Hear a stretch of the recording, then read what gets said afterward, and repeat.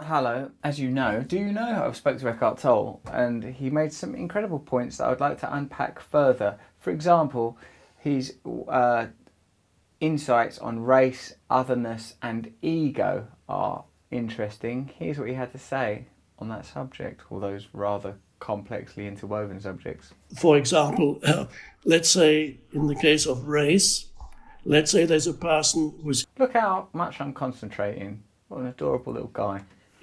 whose ego is to a large extent defined by their race. Now, whether it's black or white or yellow or what it may be, but that is only possible because a certain segment of the people around you are of a different race. Then you can define your ego through identification with that. And ego seeks enemies.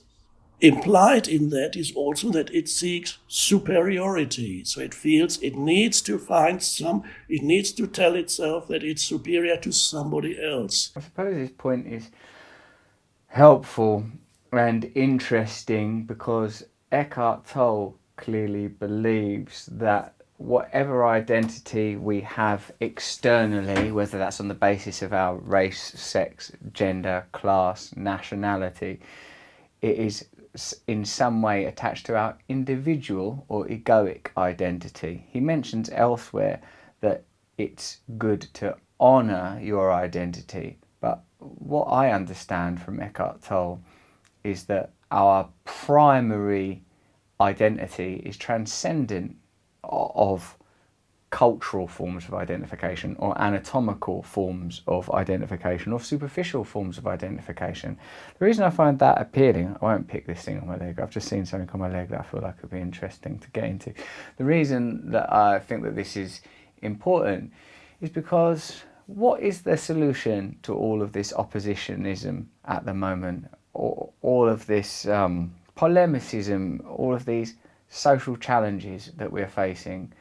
I suppose one answer is to recognise that we're the same as one another. Ultimately, we're the same as one another. That while there are cultural differences, individual differences, social differences, that in the most important way, and I would imagine in Eckhart Tolle's language that would mean through our awareness, the phenomena of our awareness, we are the same, and we can choose to amplify or minimise the significance of these differences.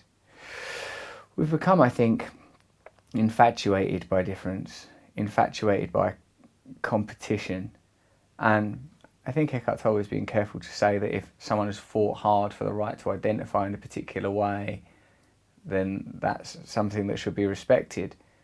But that all subjugation, competition and exploitation starts on the basis that another person is inferior, that you are superior, or indeed that you are different. I wonder if we can find a way of operating on another bandwidth, another frequency altogether, somehow beyond, above and free from these ideas of competition. I believe it's possible. You know, when Neil deGrasse Tyson talks about like we're only 2% different from chimpanzees, it's not difficult to imagine a 2% more evolved creature than a human ape, and that creature wouldn't absent-mindedly squeeze this leg thing, and also wouldn't bother to seek out differences, would seek out harmony, would recognise that we are in harmonic connection with one another and the planet that we live on.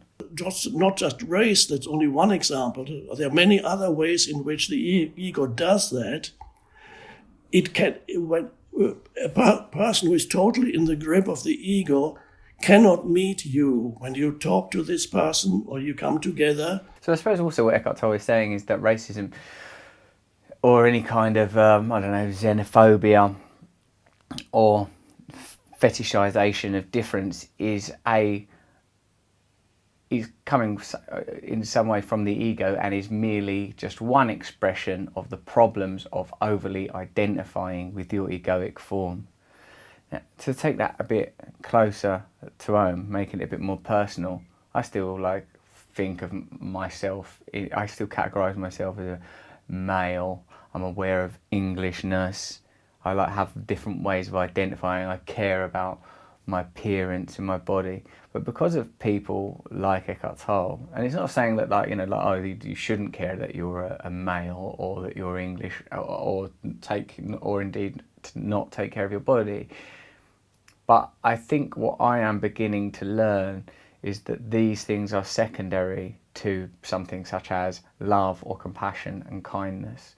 If we could agree culturally that we want to be loving, kind and compassionate to one another and respect other people's identity, I feel that this would facilitate progress in a way that the continued obsession with difference and opposition, I don't think that can ever bring about resolution. This person sees you through an image that he or she arises in their egoic mind that they have created for you, and very quickly they create an image. They cannot relate to you. They relate to their own mental image of you. And that's a terrible thing to do to a human being.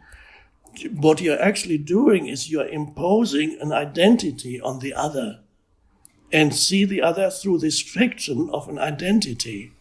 And so you're never meeting that human being at all.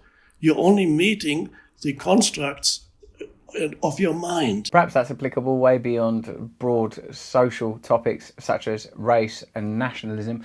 Perhaps even the people in our own lives, our most personal and intimate relationships are being reconfigured in our own mind. How much do you take time to see the people that you love, to see your partner, to see your friends, to see your family and your children for who they are, not the image that we project unconsciously on them, the small tip of the iceberg that we experience.